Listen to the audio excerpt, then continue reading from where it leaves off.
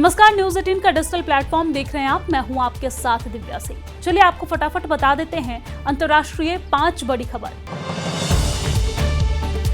पहली खबर चीन से है, जहां पर चीन से साल 2027 तक हमले के खतरे का सामना कर रहे ताइवान के राष्ट्रपति लाई चिंग-ते ने बुधवार को बड़ा ऐलान किया है।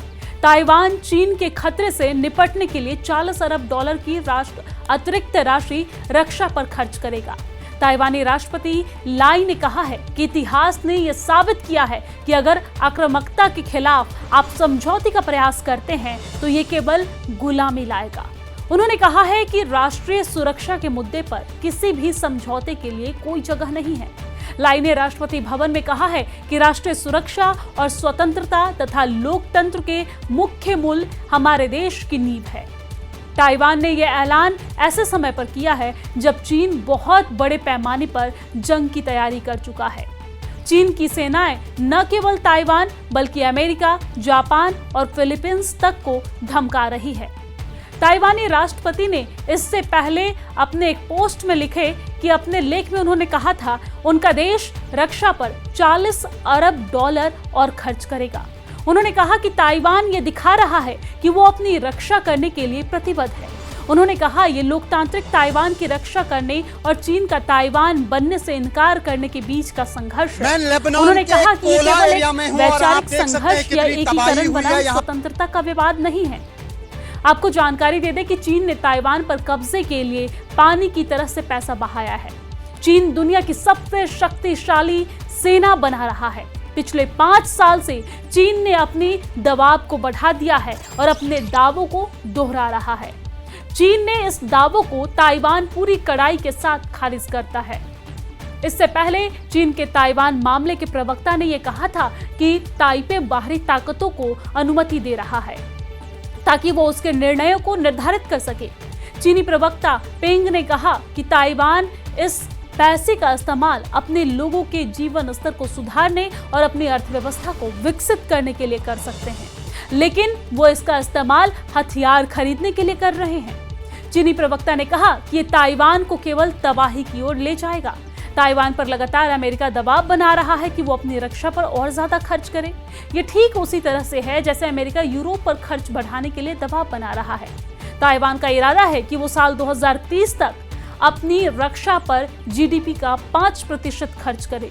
साल 2026 तक ताइवान सरकार $30 अरब खर्च करने की योजना रखती है, जो जीडीपी का 3.32% है। साल 2009 के बाद पहली बार ऐसा है जब ताइवान का रक्षा बजट जीडीपी के 3% के आंकड़ों को पार कर गया है। ताइवान की रक्षा की गारंटी अमेरिका की है, लेकिन जब से ट्रंप सत्ता में आए हैं उन्होंने केवल एक हथियार डील को मंजूरी दी है और इससे अमेरिकी सुरक्षा गारंटी पर सवाल उठ रहे हैं। ताइवान को ज्यादातर हथियार अमेरिका से मिलता है। और चलिए अब दूसरी खबर की ओर रुख करते हैं। दूसरी खबर अमेरिका से जुड़ी हुई है, जहां पर व्हाइट हाउस में इसी महीने डोनाल्ड ट्रंप और सऊदी अरब के प्रधानमंत्री मोहम्मद बिन सलमान के बीच बातचीत तनावपूर्ण हो गई थी। रिपोर्ट ने मंगलवार को अमेरिकी अधिकारियों के हवाले से यह बताया है कि अमेरिकी राष्ट्रपति डोनाल्ड ट्रंप और सऊदी अरब क्राउन प्रिंस मोहम्मद बिन सलमान के बीच बातचीत काफी तनावपूर्ण हालात में हुई थी। अधिकारियों ने कहा है कि इजराइल को लेकर यह बातचीत मुश्किल स्थिति में पहुंच गई थी। रिपोर्ट के मुताबिक हालांकि डोनाल्ड ट्रंप और सऊदी क्राउन प्रिंस सार्वजनिक तौर पर काफी दोस्ताना माहौल में बात कर रहे थे और एक दूसरे की तारीफ कर रहे थे, लेकिन उनकी बंद कमरे में हुई बातचीत काफी तनावपूर्ण हो गई थी। स्थिति नोक-झोंक की हो गई थी और ऐसा इजराइल को मान्यता देने वाले अब्राहम अकॉर्ड की वजह से हुआ था।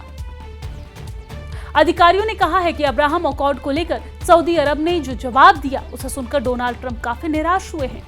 व्हाइट हाउस में बिन सलमान के साथ एक पब्लिक मीटिंग के दौरान डोनाल्ड ट्रंप ने कहा कि उन्हें सऊदी क्राउन प्रिंस से सऊदी इजराइल के रिश्ते से सामान्यीकरण को लेकर बातचीत के दौरान सकारात्मक जवाब मिला है।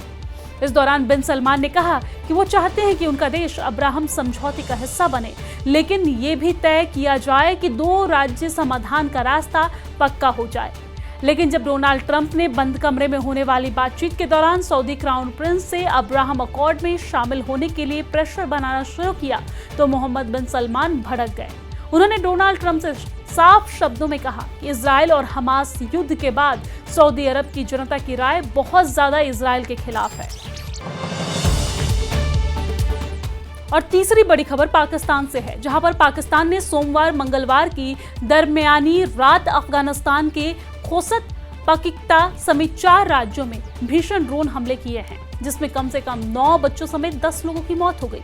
पाकिस्तानी सेना के हमले में कई लोगों के घायल होने की भी रिपोर्ट सामने आई और इस हमले के बाद तालिबान की तरफ से जारी आधिकारिक बयान में इस्लामिक कानून के तहत पाकिस्तान से बदला लेने की कसम खाई गई। तालिबान के प्रवक्ता यहां पर ज़िबहुल्लाह मुजाहिद ने कहा कि पाकिस्तान इस्लामिक तरीके से पाकिस्तान से बदला लेना होगा। ताज़ा रिपोर्ट के मुताबिक डूरंड लाइन, जो पाकिस्तान और अफगानिस्तान के बीच विवादित बॉर्डर है, जिसे तालिबान मान्यता नहीं देता है, वहां पर भारी तनाव है। दोनों देशों ने अपने अपने फ्रंट लाइन चेक पोस्ट पर भारी तोपें भेज दी है। सूत्रों के हवाले से यह रिपोर्ट में बताया गया है कि दोनों तरफ से सेना के जवानों की तेज मूवमेंट की खबर है, जिससे दोनों देशों के बीच अस्थायी युद्ध विराम टूटने की आशंका बढ़ गई है।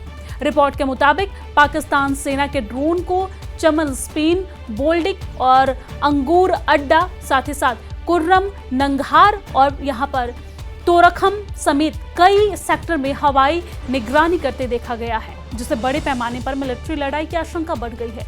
इंटेलिजेंस रिपोर्ट में कहा गया है कि दोनों देश संभावित टकराव की तैयारी कर रहे हैं और हालात अभी भी अस्थिर बने हुए हैं। खास बॉर्डर पोस्ट पर भारी आर्टिलरी की तैनाती टकराव के लिए गंभीर तैयारी की ओर इशारा करती है, लेकिन सूत्रों की तरफ से यह बताया गया है कि दोनों ही देश फुल स्केल युद्ध की तैयारी कर रहे हैं। और चौथी बड़ी खबर भी पाकिस्तान से जुड़ी हुई है, जहां पर भारत के अयोध्या में बने राम मंदिर पर झंडा फहराए जाने से पाकिस्तान तिलमिला उठा है। पाकिस्तान के विदेश मंत्रालय ने मंगलवार को एक बयान जारी कर भारत में इस्लामोफोबिया के बढ़ने का आरोप लगाया और ऐतिहासिक जगहों की कथित बेअदबी का जिक्र किया। गौरतलब है कि अयोध्या में राम मंदिर का निर्माण भारत के सर्वोच्च न्यायालय के फैसले के बाद हुई है, जिसमें सुप्रीम कोर्ट ने विवादित भूमि हिंदू पक्ष को सौंपने का आदेश दिया था। प्रधानमंत्री नरेंद्र मोदी की मौजूदगी में मंगलवार 25 नवंबर को मंदिर के धर्म ध्वजा को फहराया गया, जो किसी भी हिंदू मंदिर का एक बहुत ही महत्वपूर्ण हिस्सा है। मंगलवार को राम मंदिर पर धर्म ध्वज फहराने की तस्वीरें प्रधानमंत्री नरेंद्र मोदी ने अपने सोशल मीडिया हैंडल पर भी शेयर की। पाकिस्तान इस पर पूरे कार्यक्रम से तिलमिलाया हुआ है और इसे भारत में अल्पसंख्यक के प्रति भेदभाव वाला रवैया कहा है। पाकिस्तान के विदेश मंत्रालय ने एक बयान में कहा कि यह नया कदम भारत में धार्मिक अल्पसंख्यकों पर दबाव के एक बड़े पैटर्न और ज्यादातर हिंदुत्व सोच के असर में मुस्लिम संस्कृति और धार्मिक विरासत को जानबूझकर खत्म करने की कोशिश को दिखाता है। बयान में कहा गया है कि कई दूसरी ऐतिहासिक मस्जिदें अब बेअदबी या गिराए जाने के ऐसे ही खतरे का सामना कर रही है, जबकि भारतीय मुसलमान लगातार बढ़ते सामाजिक, आर्थिक और राजनीतिक हाशिए पर धकेले जाने का सामना कर रहे हैं। इतना ही नहीं, पाकिस्तानी विदेश मंत्रालय ने तो अंतर्राष्ट्रीय समुदाय से गुहार लगा डाली है और कहा है कि वो भारत में बढ़ते इस्लामोफोबिया, हेट स्पीच और नफरत से प्रेरित हमलों पर ध्यान दे। और चलिए अब आखिरी और 5वीं खबर बताते हैं। ये खबर अफगान तालिबान से जुड़ी हुई है, जहां पर अफगान तालिबान के बदला लेने की धमकी के बाद पाकिस्तान घबरा गया है। इस्लामाबाद ने अफगानिस्तान के खोस्त प्रांत में एयर स्ट्राइक के अपना हाथ होने से इनकार कर दिया है। तालिबान ने पाकिस्तान को इन हमलों के लिए जिम्मेदार ठहराया था और उचित जवाब देने की कसम खाई थी। खोस्त प्रांत में हुए इन हमलों में 9 बच्चों और एक महिला की मौत हुई। तालिबान सरकार के प्रवक्ता ज़बीहुल्लाह मुजाहिद ने एक्स पर पोस्ट करके पाकिस्तान पर एक आम नागरिक के घर को निशाना बनाने का आरोप लगाया। उन्होंने कहा कि ये हमले पाकिस्तानी सेना ने किए थे। तालिबान के आरोपों पर प्रतिक्रिया देते हुए पाकिस्तान की सेना ने इसे खारिज किया है। पाकिस्तानी सेना की मीडिया विंग के प्रमुख लेफ्टिनेंट जनरल अहमद शरीफ चौधरी ने कहा कि पाकिस्तान ने अफगानिस्तान पर हमला नहीं किया है। जब भी हमको एयर स्ट्राइक करते हैं तो उसके खुले तौर पर सही तरीके से घोषणा की जाती है। चौधरी ने आगे कहा कि पाकिस्तान कभी भी आम लोगों पर हमला नहीं करता है। उन्होंने अंतरिम अफगान सरकार के आरोपों को बेबुनियाद बताया है। तो ये 5 अंतर्राष्ट्रीय बड़ी खबर आपके लिए थी।